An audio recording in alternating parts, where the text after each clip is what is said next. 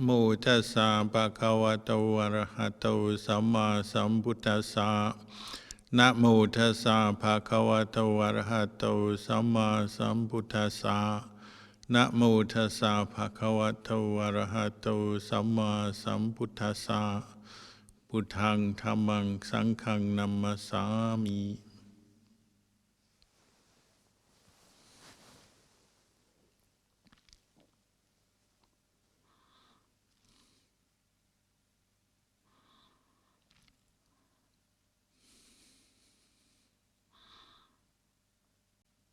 One of the insights we get from the Buddha or from our teachers like Luang Por Chah is that in practicing the Buddhist path is a form of training. Training both of conduct and training of mind. And at first that can bring up some resistance for us, because so much else in life involves training, in schools, further education, learning skills, playing sport, music, art, anything we do, driving a car, you name it, we've already done a lot of training. So often just the very word and the very thought of doing more training in life brings up resistance, and people often sigh, oh, why do I have to train? Well, why do we have to train? It's because our mind is untrained. Even if we've put effort into all these other things in our life, and we've got so far in our life that we can live and support ourselves, maybe even have families, maybe looking after parents, looking after our children, getting on in life.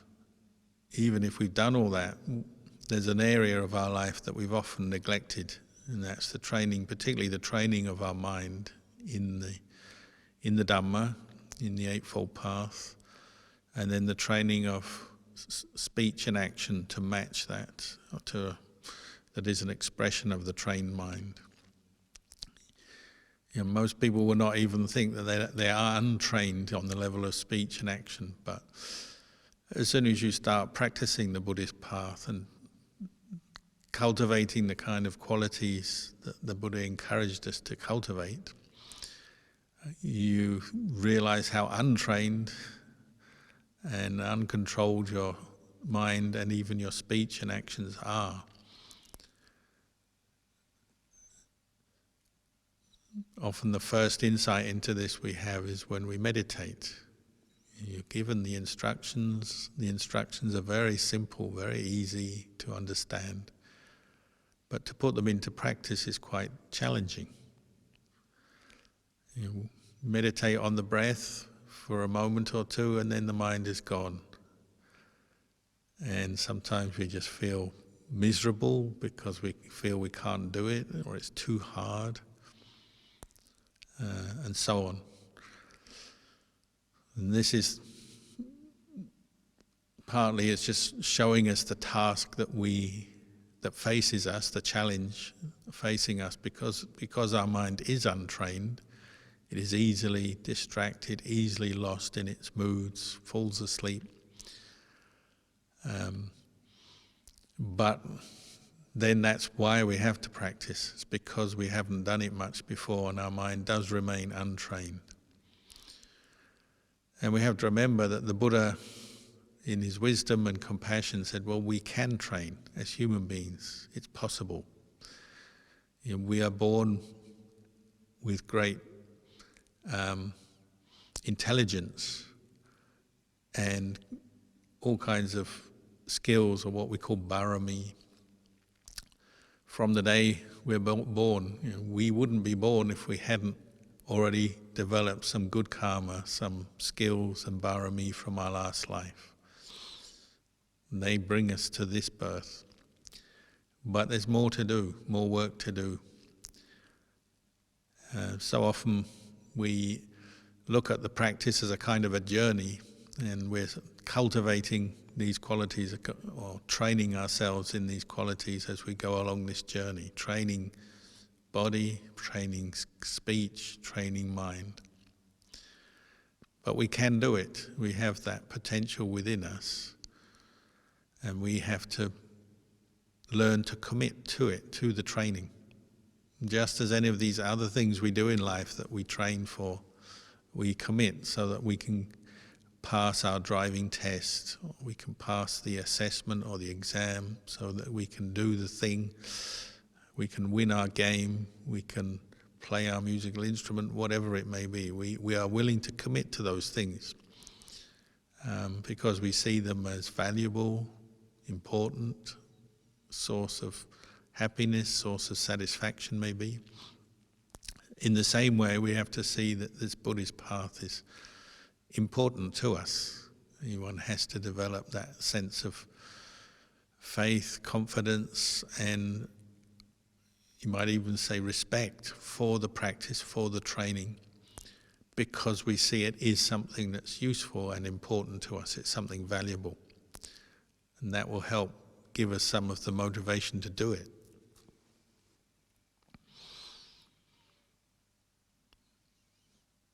One of the well-known disciples of Luang Por Man was a teacher called Luang Por Fan, who died in the 1970s, so a long time ago now.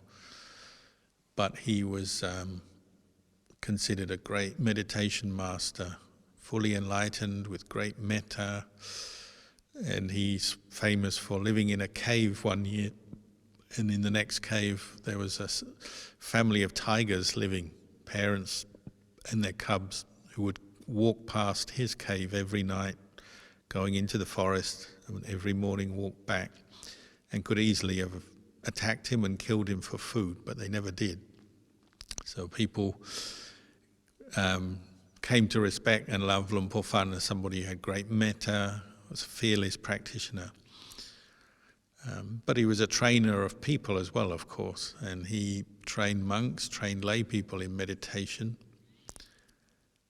He even trained animals. So there's one story of him in his monastery. He had a cat, and with the help of the monks, they decided this monastery cat is going to have to train like the monks, to sit still and meditate. If it's going to have the good fortune to live with monks, well, it's going to have to earn its place in the monastery.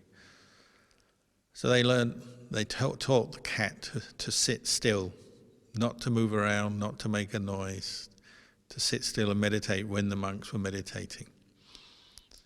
And I don't mean lie on the floor, I mean sit still and sit up straight, to attention. They taught it to do that, and the most important time it was trained in that was at the meal time, when the monks would meditate before they ate their meal.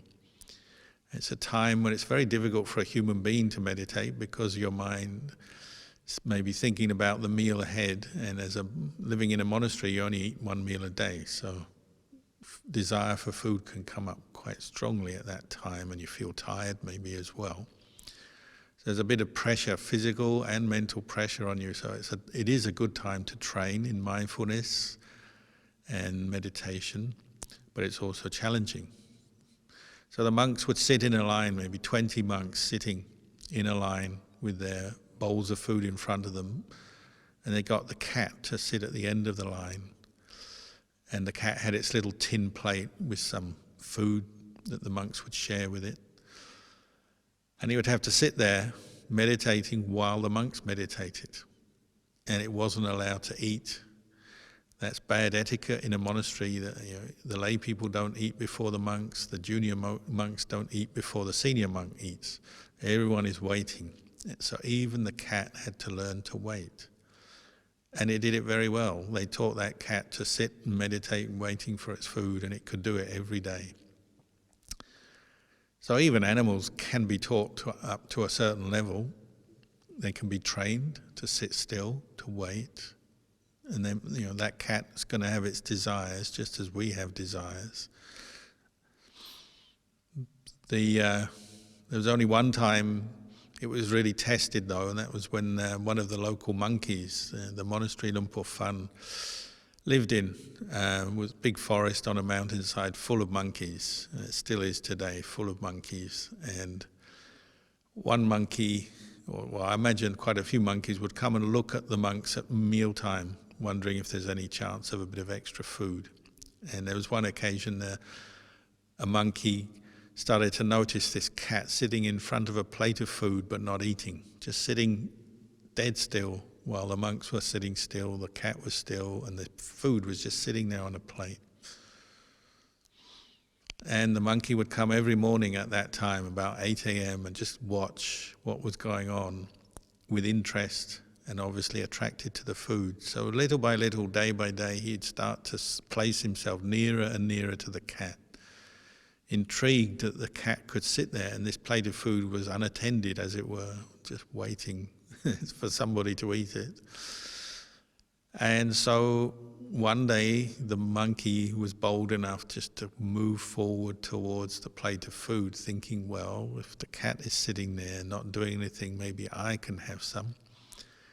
So he put his paw on the food, and at that moment the cat lost his samadhi, and his paw with his retractable claws rushed out and scratched the face of the monkey, and the monkey yelped and ran off into the forest, and the cat went back to sitting in meditation. So you might say, well, he failed one test. He wasn't totally unmoved and steady in his mindfulness. He did give in to his possessiveness of his plate of food. But I think everyone could forgive him that, or her. I'm not sure whether it was a male or female cat. But it just shows you even animals can be trained to a certain extent to have some discipline, mindfulness. It's possible. And of course humans, we can go a lot further. We can go all the way to enlightenment, but it takes practice and training. So we have to see the value of that, maybe see the long-term value of training in meditation, learning to sit still. And one of the ways, particularly at this time of year when we have a vasa, we have a 3-month retreat in monasteries, but often lay people are following along as well at home. You know, this is a time where you can really train yourself and maybe set yourself some goals every day in your meditation practice. And really, when you come to meditate, have a good think about it. How long am I going to sit today? How long can I sit? What's the longest I've ever sat before in terms of minutes, time? What's a manageable length of time to sit? You have to put effort into understanding the best posture for yourself with your body, your age, your conditions and so on. And then the length of time, what's the right time I'm going to sit for? 20 minutes or 30 minutes or 1 hour, or even some people will sit longer. And set yourself some short-term small goals like that. I'm going to sit for an hour, and whatever happens in that 1 hour, I'm not going to move. I'm not going to finish, I'm not going to leave the meditation. So you set up your goal and then have to apply the effort to discipline and train yourself in the practice, even though sometimes you'll be not peaceful, sometimes peaceful. You're willing to take it on, whatever your mind brings up in that time, and try and complete your goal. That's one way of practice, especially repeated practice every day. You're learning to see what you can do to improve your effort. One part of that is just sticking with the practice, not giving up, not stopping earlier than the time that you've allotted. But also then just learning to deal with the different states of mind that come up during that period of time you're meditating. Dealing with feelings in your body, painful feelings, feelings of tiredness, itching, sensations, and then dealing with the restless mind that maybe can only stay with the breath for a few moments and then off thinking about something else. Dealing with the endless kind of barrage of thoughts. So part of the training not only is to make the commitment to do that period, that session of meditation completely, sincerely, but also developing skills and strategies and techniques how to deal with the different situations that arise. So what will I do if in the middle of my meditation I'm full of anger? What will I do if I feel very sad? What will I do if I have a lot of pain? What will I do if my mind is just so restless it won't settle down at all? What will I do if the mind is peaceful? It is good to think ahead a little bit and plan, and partly based on past experience, because if you've meditated before, you'll be familiar with some of the problems that come up. But also thinking, well, what to do, and giving yourself some guidance before it's even happened, so you're ready for whatever may happen. And developing a skillful attitude to this training in practice of mindfulness, training in the development of wisdom, insight. I mean, the two main qualities you're developing as you meditate. But as I said, having some techniques available, so like when you have anger arise, what will you do at that point? Will you just stick with it, or will you maybe turn your mind to cultivate the thought of loving kindness to oneself, to others? If strong desires are coming up, what technique will you use? What reflection will you use at that time? Will you just grit your teeth and stick with following the breath the best you can? Or will you contemplate the impermanent nature of desire, perhaps? There's so many things we can do, but to have some plans in place, some strategies ready, something you can turn to when you find problems arise. And this is part of the training as well. Part of our training in Buddhism is preventative training, preventative action and effort. So before you've even become angry or despairing, or before you become frustrated and your mind is full of agitation, you're already developing maybe certain themes in your day as well as in your meditation to help prevent the arising of those more unskillful, unwholesome states, but also just getting your mind in the right frame of mind. So you're familiar, is getting to know, say during your day, is anger present? Is something making me angry or not? You're asking yourself that question, pausing during your day to notice your state of mind. If, say, irritation or anger, ill will is coming up, to be more aware of that, so that you can then have your practice of metta that you've been developing before, the thoughts of goodwill or various reflections that help you to deal with your anger better, ready, close at hand. So even before the meditation time that you've set aside for your meditation, even before that, you've already maybe identified some certain symptoms, like identifying the symptoms of COVID. You're identifying the symptoms of anger as they're coming up during the day. Maybe you notice you're feeling tense in the body, or particularly irritated with a certain thing that's happened, or a person, or some aspect of your life. You're already identifying it through the day. So this is why we have to practice mindfulness in all postures, and not just on the meditation cushion, but we're developing and cultivating the quality of mindfulness through our day, so we can be more aware of what's going on in our mind, and already be ready for different states of mind that come up to distract us, annoy us, block us from becoming more calm and developing mindfulness. So another aspect of this is just seeing that the practice is not simply the practice of meditation. It's not simply when you're sitting in a formal posture, trying to develop mindfulness and insight. It's also looking after your mind through your day, cultivating the same kind of qualities through your day that you might develop in a formal practice of meditation. even if you're having to work or interact with other people, travel, be with family and so on, other things that we're doing, to recognize these are also part of our practice. There's nothing that isn't part of the practice. It's all part of the practice, because wherever you go, your mind goes with you. Wherever you go, you are speaking, you're acting, and your mind is controlling that. One way to develop more mindfulness and give us direction in our practice through the day is cultivating what we call Samma Sankappa, right intention. It's part of the Eightfold Path. So Nekama Sankappa, the intention to abandon sensual attachment to senses and sense pleasure, because that's so distracting and so time-consuming.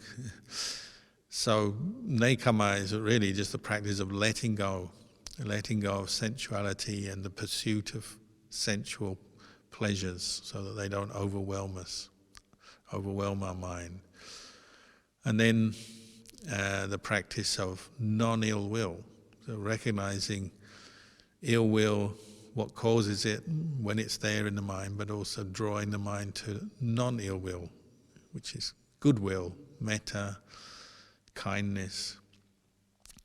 And then developing the intention of non-hatred, non-cruelty, so compassion.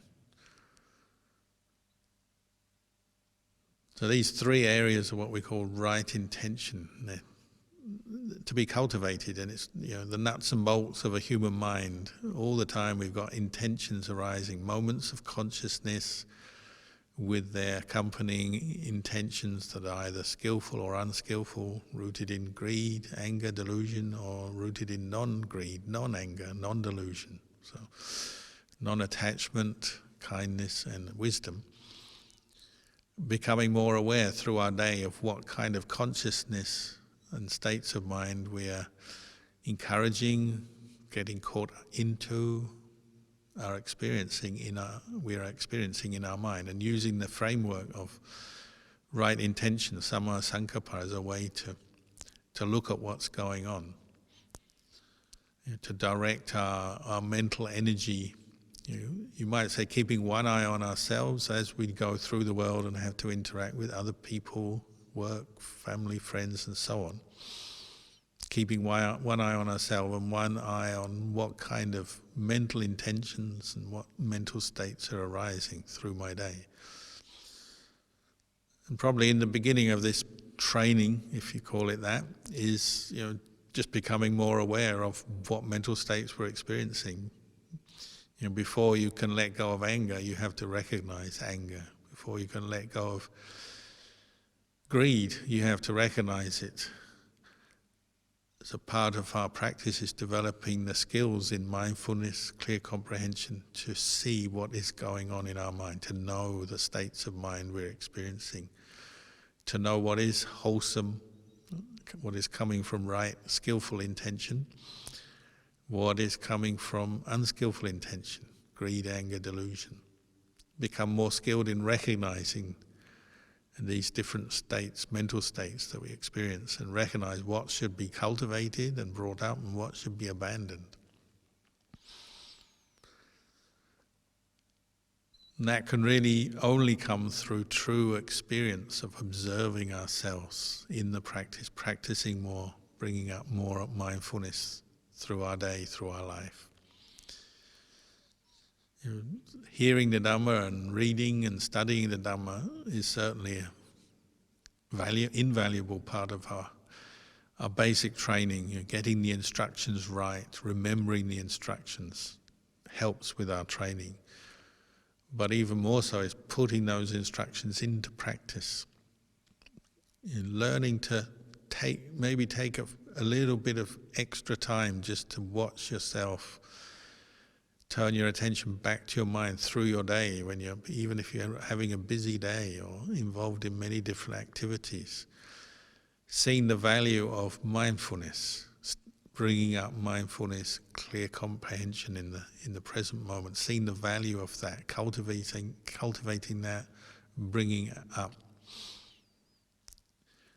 You're only going to really put effort into training the mind in mindfulness if you see it as something valuable. So you could maybe sometimes just sit and think about it in this way. What do I get from practicing mindfulness? Remind yourself, explain it to yourself, talk to yourself about the benefits of mindfulness practice. When I'm more mindful, I am more self-controlled, I can have more of a sense of being in charge of my own mind, so I can let go when I see an angry thought or I can see desire coming up. I seem to have more strength of mind and more ability to let things go. And that is true. One of the benefits comes from mindfulness practice is you feel a little bit stronger in your mind, even if physically or mentally there are painful or unpleasant experiences arising. Having practiced mindfulness, you feel a little stronger in yourself. You notice when mindfulness is weak, even the weakest kind of negative intention, negative mind state, a little bit of greed or possessiveness, a little bit of anger, can hold us back. It can block us, it can stop us meditating, can take our mind away from the breath. Just the tiniest little attachment. The Buddha used the term like, imagine a little bird with a tiny little dry creeper that's really flimsy and anything could break it, but just has enough strength to hold back a little bird.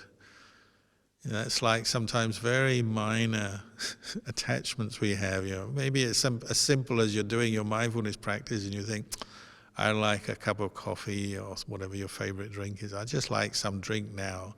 And you're gone. You've forgotten the breath, and you've given up the meditation off. You're having your nice drink, but your mindfulness has all disappeared at that moment.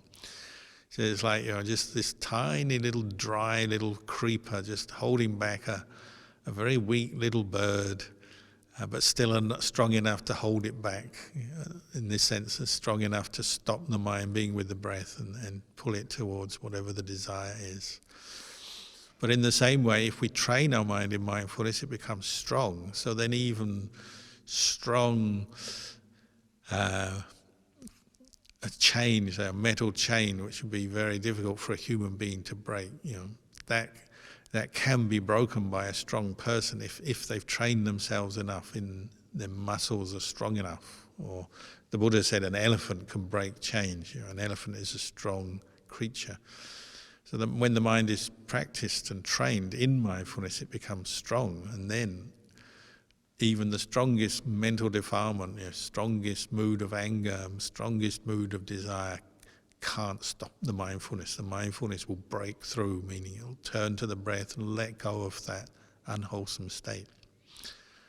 But that will come through training. Just as people train in the gym to get their muscles out and to get their belly fat down or whatever it is, we have to train our minds as well. And that's one of the biggest delusions, you could say, of the modern world, is that we put so much effort into training this body, developing skills to do with our work, our job, training the body literally with physical fitness, exercise and so on, to watch our weight or just to look good, but we don't train our minds. So our mind half the time is like the little bird who's just held back by the most flimsiest little bit of leaf. Just one thought can knock us off our perch. You don't have to have strong anger, strong greed to stop you meditating. Just one moment of greed is enough to stop you if your mind is not strong, not well developed, not well trained. So think about this. Why do we train? It's to make the mind stronger, healthier, better mental health, stronger, so that it can deal with different mental states that come up, different experiences out in the world that we encounter. It could be the next monkey ready to steal your food. Do you give in, or do you keep your mindfulness and your equanimity at that moment? The monkey is like the next desire that's coming up in your mind. Could be greed, could be anger, could be possessiveness. Do you just give in to it, Or are you able to maintain mindfulness with the breath and see the mood or the thought, but then let it go? That's the challenge of this training, and this is why we train. Why do we train? It's because you're gaining something from it. You're gaining strength of mind, you're gaining clarity, you gain sense of well-being. And these, not only the goal of setting goals of how long am I going to sit, but if there's a particular desire or attachment that you've noticed bothers you, catches you out, you're always getting irritated by it. When you think of that person, it always brings aversion, always leads to a train of thought that's negative. When you think of that place or that object that brings up desire, it always brings up some form of desire, craving, and wanting in the mind. Once you've identified some of these things, then see if you can have enough strength of mindfulness based on, say, your practice of mindfulness of breathing, where it's like you're doing your fitness exercise at the gym, you're doing this fitness training of the mental fitness of the mind, mindfulness with the breath, and then can you apply it at that moment when that familiar old desire or aversion comes up? Can you break through and let it go? Not follow it, but let it go. And if you can do that once, you get this sense of achievement, what we sometimes call wholesome pride, sense of satisfaction with the practice and the sense I can do that, I can let that go, I can ignore it, I don't have to follow that thought, I can let it go. And you're diminishing its importance. What you're really doing is reducing that sense of self that identifies with the greed, the anger, the worry, the fear. You're diminishing that.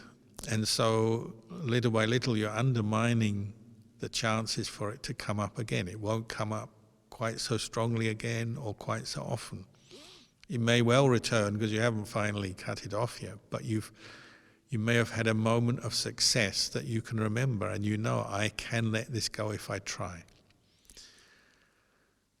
So the setting goals like I'm going to sit for 30 minutes without getting up, or 1 hour without getting up, and then applying mindfulness to the breathing leads on to these other kinds of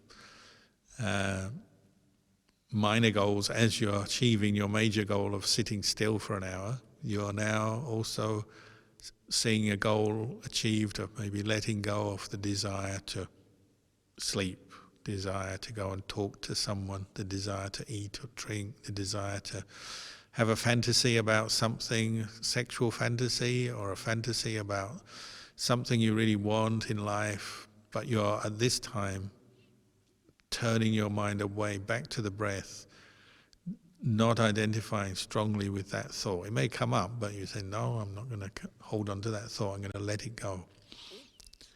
This is, we say, where you make parami and where you're training in right thought, right intention. So rather than feeding the intention of greed, possessiveness, attachment, or the intention of anger, irritation, or even hatred, you're going in the other direction.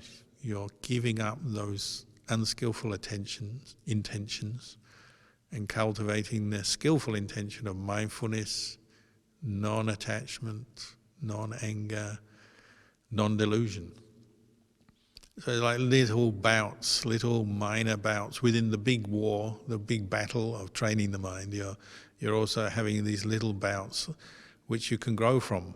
Of course, you also have to deal with failure. So part of meditation is dealing with the failure when you give in to the desire. You move, you get up, you become distracted, you follow a train of thought, you don't stay with the breath, through just complete frustration or just, having struggled for a while, you give up, so then you start fantasizing or falling asleep, or maybe even stop the meditation. There will be times when you fail as well, and you have to learn how to pick yourself up and come back to the basic practice again. But you can build on the successes when you do manage to let go of some irritation or some desire, and you know that you've done that. And you have that strength, that confidence to say, I can do this again. If I've done it once, I can do it again. until it maybe also becomes almost like second nature to let go of stuff that you've let go of before because you know it's harmful to you. And your mind becomes more automatic, more natural in just letting go because you know that way of thinking, that intention is harmful. If you sit, partly it's through wisdom as well, contemplating things, and not just in your meditation, but during your day when you've got time. Contemplate if you've got some hatred in your mind towards another person, and it's, from time to time it comes up, and you're just still thinking of how to get back at them, what you want to say to them, get at them, in what way you're going to get at them, directly or indirectly. When you notice that, sit down and contemplate it and say, is this good for me? When my mind is full of hatred and seeking revenge, am I at peace? Am I happy? What does it do to my mind? What does it do to my body? It makes me more tense, perhaps. You think it through so you're clear that your goal is to let go of this way of thinking because you know it's harmful to you. And then particularly on the meditation cushion is the time where you're really putting an effort into letting go of that way of thinking, not giving into it, not making it important in your mind, but doing the very opposite, undermining it, making it unimportant. So what we call wrong intention, so thoughts rooted in greed, anger, hatred, are no longer given a welcome mat, no longer seen as VIPs in the mind. They're not things you have to think about, have to hold on to. The opposite is saying, these are the unimportant things in my life. I don't have to keep following desire for the next thing that I want to buy or have, or the next promotion I want, or the next person I want to be able to possess in my life. Whatever it is, whether it's wanting, desire, attachment, or ill will or aversion and hatred, you're making them less and less important in your mind as perceptions, as memories, as experiences in your mind. You're saying, these are not the important things. These are not me. They're temporary mental states that can be let go of, and I'm going to let go of them because they're harmful to me. They're the cause of suffering. This is some of the detail that you have to go through as you meditate. Little choices you make. Am I going to carry on thinking this way, or am I going to give it up? Am I going to hold on to this, or am I going to let it go? And it may take time letting go. It takes time, effort, but what you're doing is keeping the goal in mind. This is to be let go of. This is to be abandoned. One thing that helps is you gradually tire of the suffering of attachment to those intentions which bring you more suffering, more pain. So you tire of your possessiveness, your jealousy, your attachment to whatever it may be, money, material things, people, fame and fortune, all that the world has to offer us. You tire of craving and running after these things because you realize they can't bring you lasting happiness. They actually bring you a lot of suffering. You tire of getting angry. You tire of seeking revenge on people. That quality of tiring, this is wisdom, that seeing the way things are, seeing this, it's just not helpful, it's not beneficial to me. You've weighed it up, this is to be abandoned. So at least you have the right view, and then the developing right intention from that. Even if you haven't completed it yet, you're sending your mind in the right direction. You're training with these particular, the nitty-gritty of meditation, the details of greed, anger and delusion that keeps popping into your mind. And this will flow on into your daily life. As you practice mindfulness, you notice exactly the same things that you notice in meditation when you're talking to someone, when you're working, when you're driving your car, when you're eating your meal, when you're lying in bed at night. It's not that those are times your mind is suddenly not active. It's maybe even more active than other times. And you've already set your goal now. You say, these are to be abandoned. The greed that comes up and causes me so much disappointment, frustration, despair, not getting what I want. this is to be abandoned. So when you notice it in daily life, you can carry on abandoning it in the middle of your day, whatever you're doing. When ill will arises, you don't buy into it and let it feed your mind in that negative way so much, because you recognize this is something to be abandoned, let go of. So the aim of the Eightfold Path is to bring it together, bring all the aspects together, based particularly around right view, right intention, and then train with it all the time. That's your aim. Of course, sometimes we do it better than others, but we're moving away from that sense. Meditation is just something you do with your eyes closed for a few minutes every day, and the rest of the time you let your mind just wander all over the place and do what it wants. Because that hasn't brought us any peace and happiness in the past.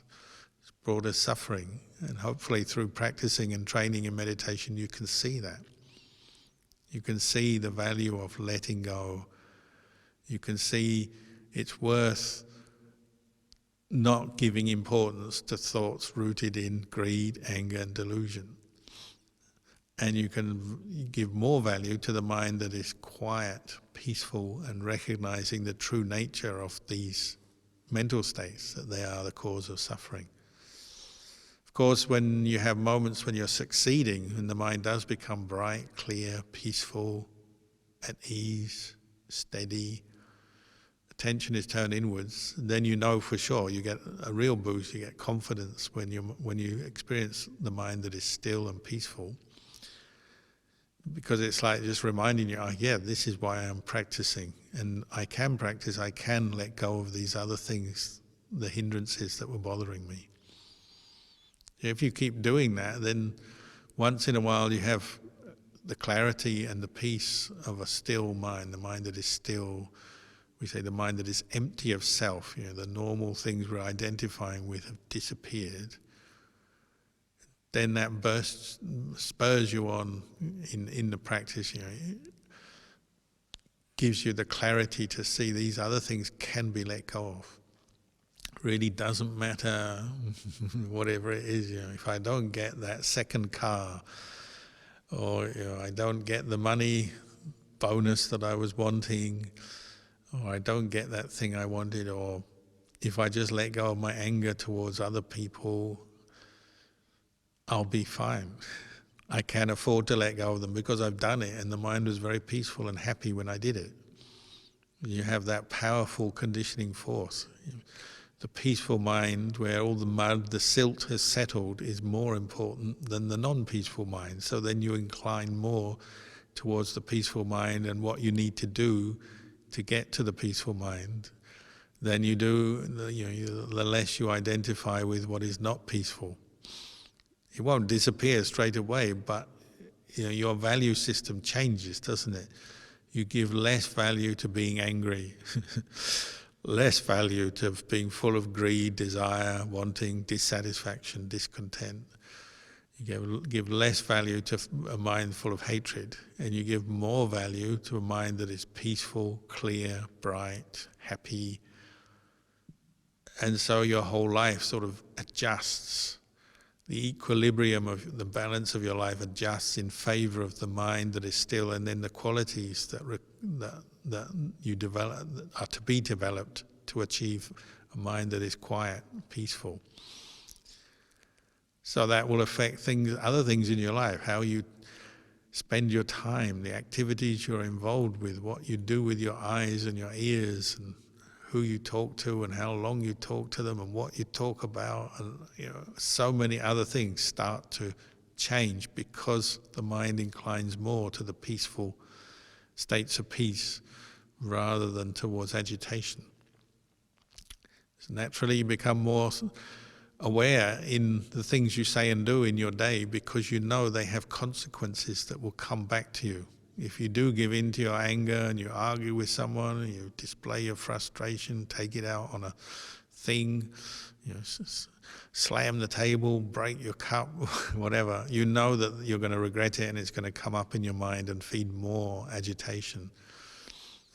Or giving in to your desire that leads you to act in maybe unskillful ways, to lie or steal or whatever it may be, to take advantage of other people, to be dishonest with other people in your relations, you incline less towards that because you know it's taking you away from the peaceful mind. So the peaceful mind, the qualities of a peaceful mind and the supportive conditions become more central to your life. And it's almost an organic change.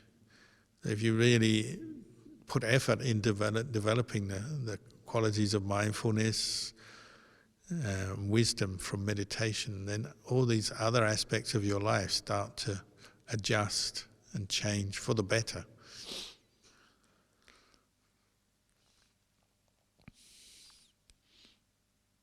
So I've just been giving you a few pointers to this practice we call training the body, speech and mind for developing particularly right intention, the intention based on renunciation, letting go, kindness, compassion, and abandoning intentions based in attachment, possessiveness, anger, hatred. And this is the nuts and bolts of this training practice. So I'll leave you with that for your reflection tonight.